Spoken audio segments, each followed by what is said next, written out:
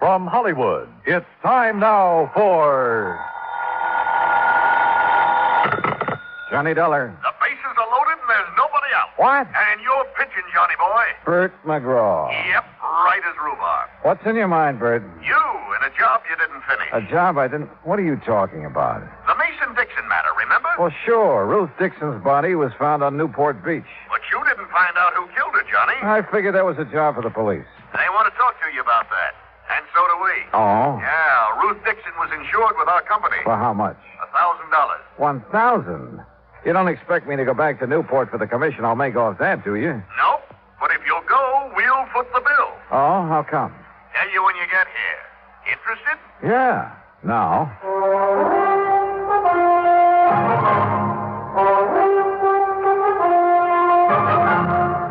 Bob Bailey in the exciting adventures of the man with the action-packed expense account. America's fabulous freelance insurance investigator. Yours truly, Johnny Dollar.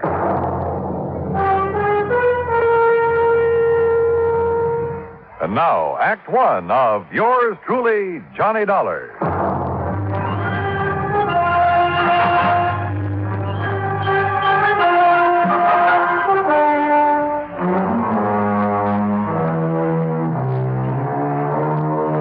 Expense account submitted by Special Investigator Johnny Dollar to the Providential Assurance Company, 393 Dewey Avenue, Hartford, Connecticut. The following is an account of expenses incurred during my investigation of the Dixon Murder Matter. Expense account item 1, $1.20 taxi from my apartment to the Providential building. Along the way, I did some thinking. A week ago, a girl's body had been found on Newport Beach. The Masons and the Dixons had each identified it as the body of their missing daughter. I managed to locate the Mason girl. That meant that Ruth Dixon was the girl on the beach. Who had killed Ruth? Well, I didn't figure that was my job. But evidently the brass at Providential did. Why? Well, I hope Bert McGraw would tell me. Oh, Johnny, come in. Morning, Bert. About this Dixon matter. I suppose you're wondering why I was so anxious for you to go back to Newport. Well, I am kind of curious, Bert. Well, I told you, Ruth Dixon was insured with our company. But for only $1,000, you'd save money by paying it off and forgetting it. Maybe. But it isn't that easy. Oh, why not? Because of the Newport police, for one thing. Well, what have they got to do with her insurance? Well, not a thing. But they have got plenty to do with our company and its representatives. And last week, you were one of them. So? So, the Newport police, Captain Lewis of Homicide to be exact, called here this morning. Who's Lewis? Miller was the man I worked with. Lewis took over because Miller didn't follow up on you. And he's very unhappy with you, Johnny. I can't imagine why. No? Well, Captain Lewis says you left Newport without giving his office all the information you had on the Mason girl. The Mason girl? What's she got to do with the Dixon investigation? Well, how should I know? Darla Mason didn't even know Ruth Dixon. Lewis says different. But that's beside the point. We can't afford to have any police department in this country feeling the way the Newport boys do about our investigators. Oh, come on now, Bert. It isn't at all that serious. Johnny, we have to have police cooperation. And we can't force them to cooperate, so we try to build up a sufficient amount of goodwill. But, Bert, No, it's too late to apologize. Who's apologizing? Captain Lewis chewed out my boss. My boss did it to me, and I have orders to do it to you. Okay, so get it over with. Well, I'm almost through. Except that no matter what it costs us, it's going to be worth it to have goodwill restored. You understand? Sure. And whatever you do in Newport, please keep Captain Lewis informed. If you stumble onto something that might lead to the Dixon girl's killer, tell Lewis about it. Okay, Bert, whatever you say. No hard feelings, Johnny. No, everything's just fine. Oh, good boy. Glad to see you understand. For an expense account like the one you're going to get, I can understand the theory of relativity.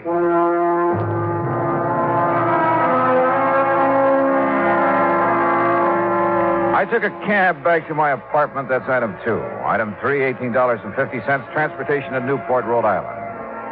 After checking into the Ogden Hotel, I called headquarters. Captain Lewis wasn't in, so I left a message asking him to call me. Then I called the girl in question, Darla Mason. Johnny, hi. What are you doing back in Newport? Oh, just winding up a little unfinished business. Nothing to do with me, I hope. No, not a thing. Darla. Yes? if you're not busy tonight, why don't you meet me for dinner? Why, Johnny, I'd love to. Fine. You say where? Well, how about the yacht club at 8? Good. I can take the cruiser from our dock. And after dinner, we can go for a ride on the bay. Sounds great. See you at 8:10, Johnny. Bye. Bye. Expense account item 4, $15 worth of American Beauty roses for Ruth Dixon's mother. I rented a car and drove out to the Dixon home. The moment I stepped into the house, I could smell the heavy, sweet odor of oriental incense. While Mrs. Dixon put the flowers in water, I located the source of the incense. It came from an ornate burner on the mantel in the living room. Behind the burner, draped in black, was a large photograph of Ruth Dixon. And on each side of the photograph were 2 lighted candles.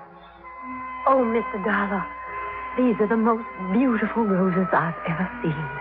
Well, I'm glad you like them, Mrs. Dixon. Oh, yes. Ruth will, too. Beg your pardon? I said Ruth will like them, too. I'll take them to her in the morning. That is, if you don't mind. Oh, no, not at all. Mr. Dollar, I don't know how you feel about such things, but I believe those who have passed on never really leave us. What do you think? Well, I haven't given much thought to the subject. But you should. Ruth will appreciate these roses as much or more than she ever would have. Do you believe that? Well, I didn't know Ruth when she was alive. When she was here, Mrs. Dixon. Oh, that's right. You didn't. Well, she's still here. And if there's any doubt in your mind, why, you just come with me and visit Madame de Salle. Madame de Salle? Yes. She's been such a help and comfort to me these past few days. Well, without her and her teaching, I'd have been completely lost. This Madame de Salle, what is she? She's just an ordinary person, but she has wonderful occult powers. She can see beyond the veil, Mr. Dollar, and she's promised to let me speak to Ruth as soon as the conditions are right. Do you know when that will be? Lucille? In here, Henry. Oh, excuse me, Mr. Dollar. I have to put out these candles. Henry doesn't believe like we do. My, you've been at it again, haven't you, woman? Now, Henry. Open the windows. Get the smoke and the smell out of... Oh, Mr. Dollar. Afternoon, Mr. Dixon. What are you doing back in Newport? He's trying to find the man that caused our girl to pass on. Oh, she didn't pass on, Lucille. She died. Henry, really? Well, anyway, I wish you luck, Mr. Dollar. I have a hunch I'm going to need it, Mr. Dixon. Mr. Dollar, wouldn't you like to stay to dinner? We aren't having anything fancy, just leftovers and boiled cabbage head. Oh, my. Now what? Why, I just remembered why I burned that incense. And it wasn't what you thought, Henry Dixon. It was on account of the cabbage. It covers the smell. That's not the truth, and you know it. Oh, now, Henry. Look at that mantle, Mr. Dollar. She's made a regular shrine out of it. Looks like a heathen altar. Henry. Well, it's the truth. And I wouldn't blame Mr. Dollar if he was afraid to stay to dinner with a woman like you around. You aren't afraid to stay, are you, Mr. Dollar? No, of course not, but I do have another engagement. Oh, well, anytime you can come, you just let us know. Yes, thanks. I'll remember. Well, now, if you men will excuse me. You will. And you open the windows in the back. Yes, Henry. Oh, Mr. Dollar. Yes? When Madame de Salle arranges... That fraud. When Madame de Salle arranges for me to talk to Ruth, I'll let you know what she says. Good evening. Poor dear. She hasn't been the same since Ruth's body was found on the beach. Mr. Dixon, according to the medical examiner, Ruth's body was in the ocean for approximately 6 weeks. That's right. Do you remember if Ruth was going with anyone in particular just before the time she disappeared? The police asked me the same question. I couldn't answer it. You mean you don't remember? I mean that Ruth wasn't a girl to be tied down to one man, and any more than she's content to live like she had to after my health failed. Did she date very often? Well, you know, she worked as a hostess at the yacht club. Yes, sir. She met a lot of rich young men there. And if you ask me, she dated too much. Of course, her mother took Ruth's side, said she had to if she was ever going to get herself a husband. But she went with no one in particular. No. She never settled down enough. What about her friends, Mr. Dixon? Was there someone she might have confided in? She didn't have any girlfriends. Liked men a lot better. But, there was somebody. Well, I expect you could say he was her friend. Too old to have been a boyfriend. Besides, he doesn't have enough money. Who is he? His name's Sam Hood. He runs a small craft repair shop down by Viking Beach.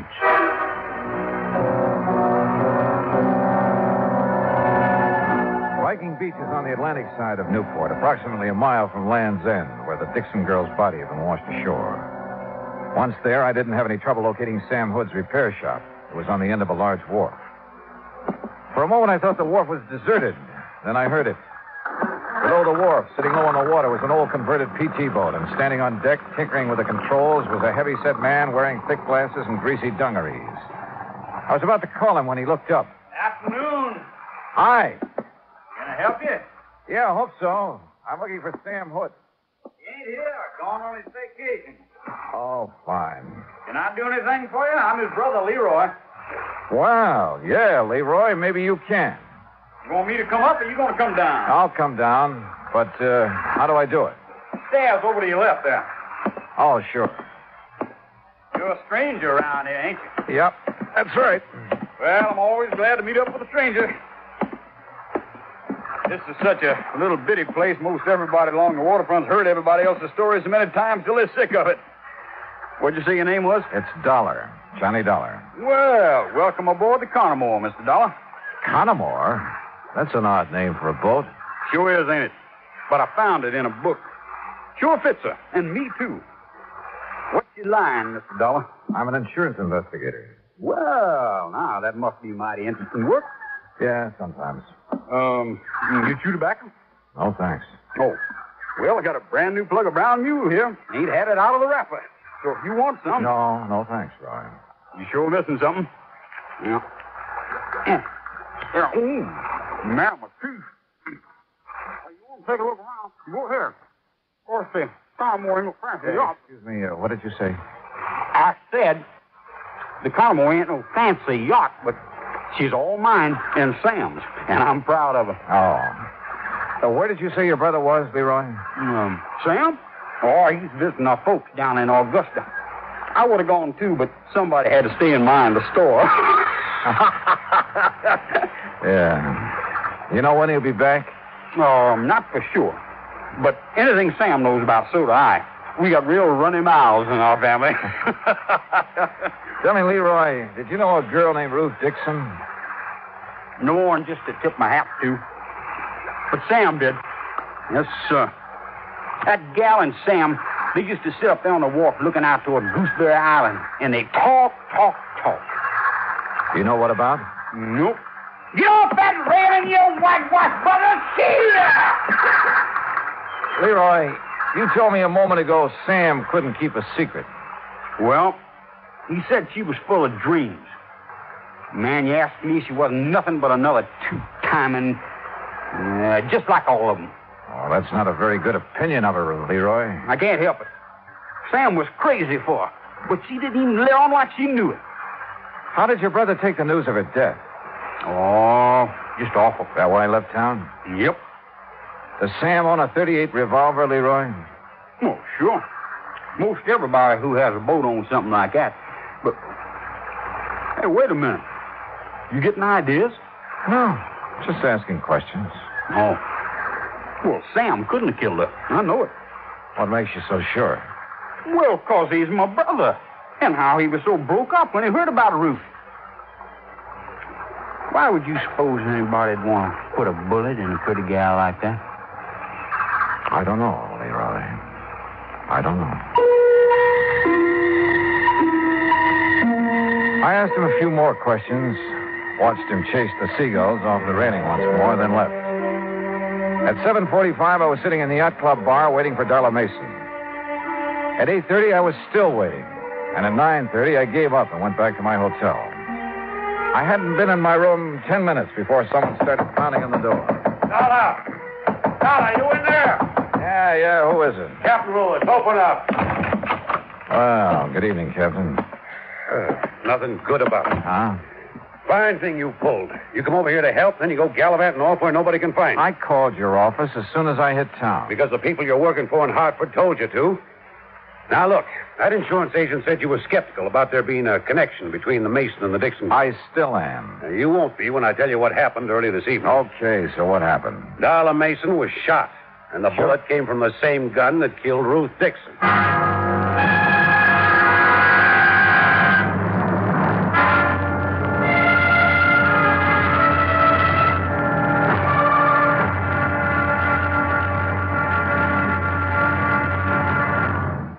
Act Two of yours truly, Johnny Dollar, in a moment. Now, Act Two of yours truly, Johnny Dollar, and the Dixon Murder Matter.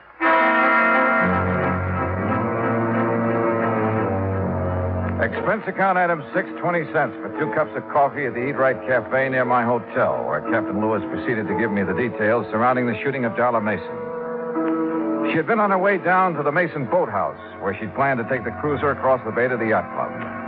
As she neared the boathouse, someone had fired at her, and the bullets that wounded her came from the same gun that killed Ruth Dixon.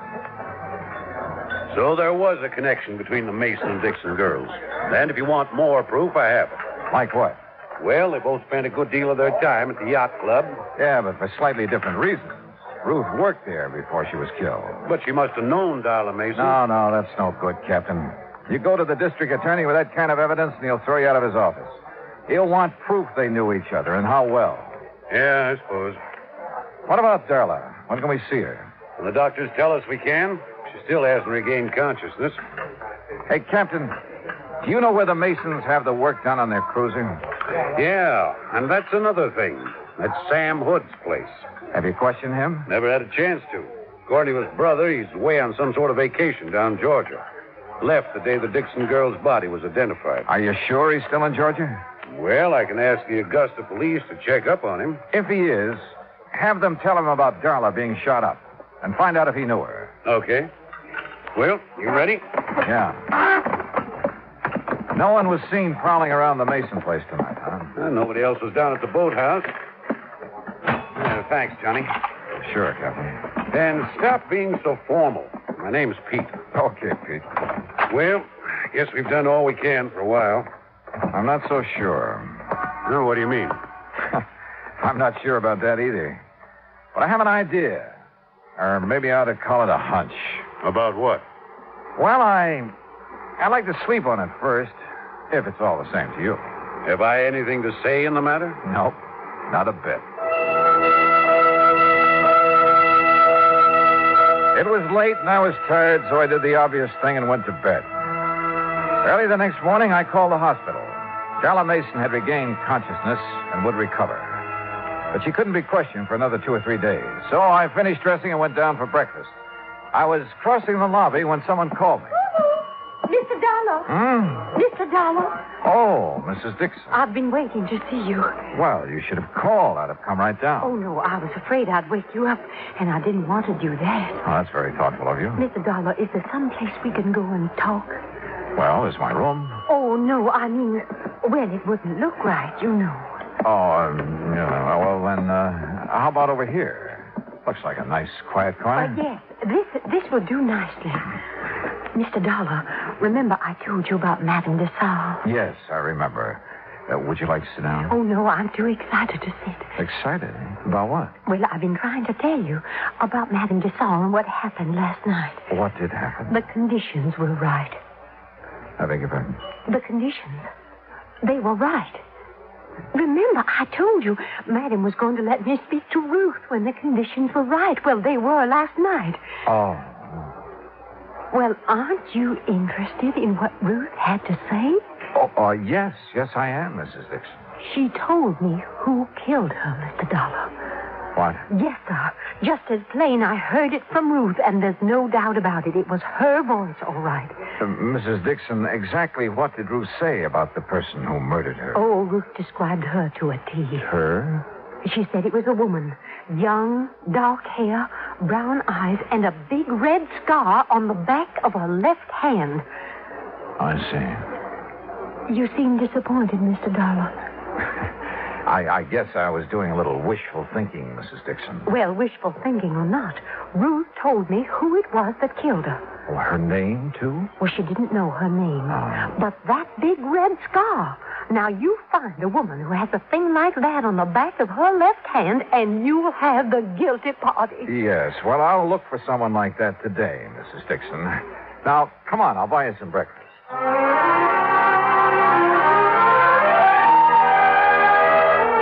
An hour later, back in my room, I put in a call to Captain Lewis.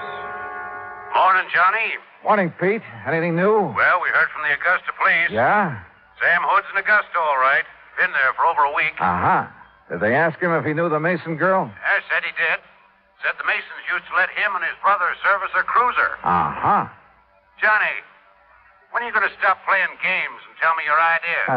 Hunch, you mean, Pete. And I'll tell you just as soon as I get back from the library.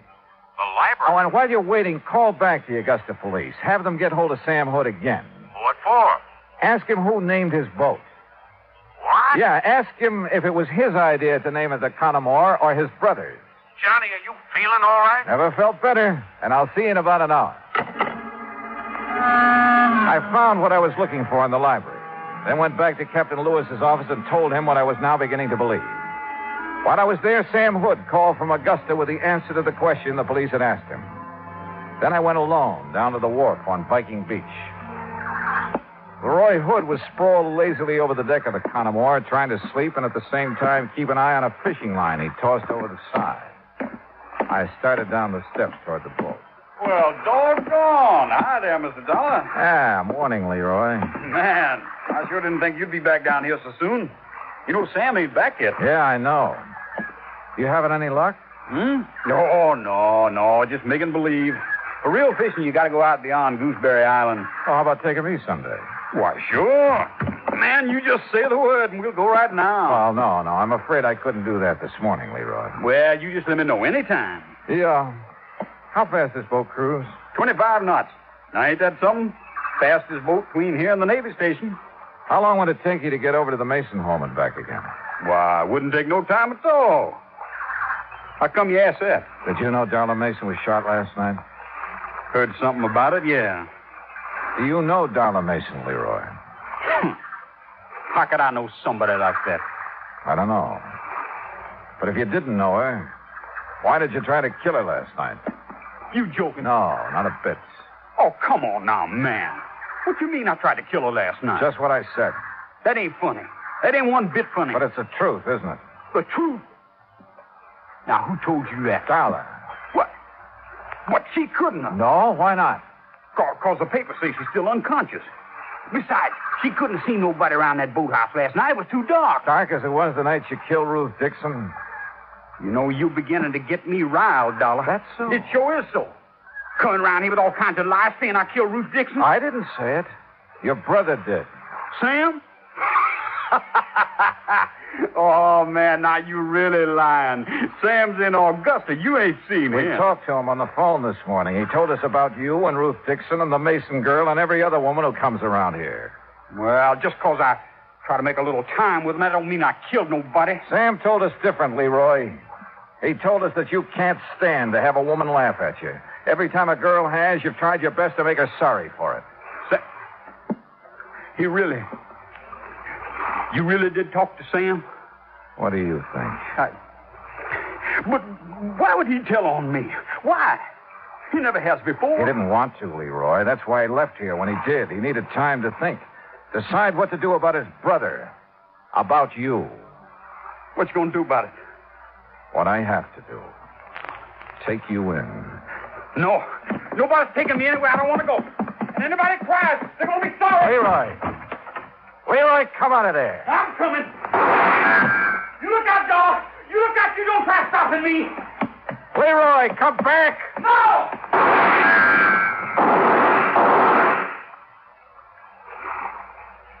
Johnny? You all right? Oh, yeah. I'm just fine. Come on up. All over. Yeah, Captain. I know.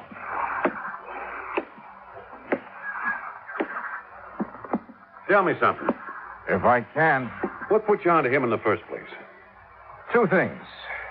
You see, he liked the girls, wanted to be a lady killer, but they'd only laugh at him, and he couldn't stand that. I see. But the big thing is, what he named this boat, Connemore. I don't get it. Well, a man like Leroy, not much education, he'd have to have a real reason for wanting to name it that. But why? What's so special about that? You ever hear of Bluebeard? A lady killer? Sure, who hasn't? Well, Connemore was his real name.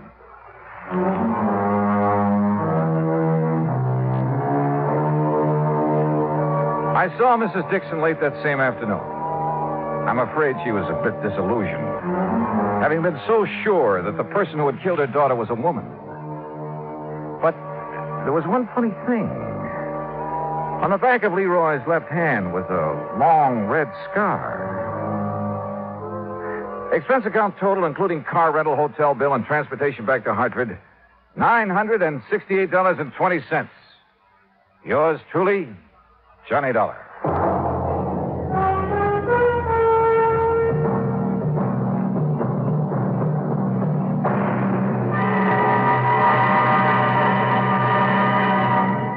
Now, here is our star to tell you about next week's story. Next week, a case that couldn't be solved because there was no solution. And yet, well, join us, won't you? Yours truly, Johnny Dollar.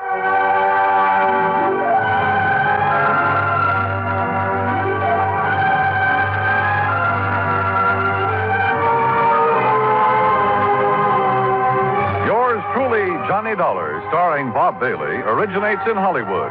Written by Charles B. Smith, it is produced and directed by Jack Johnstone.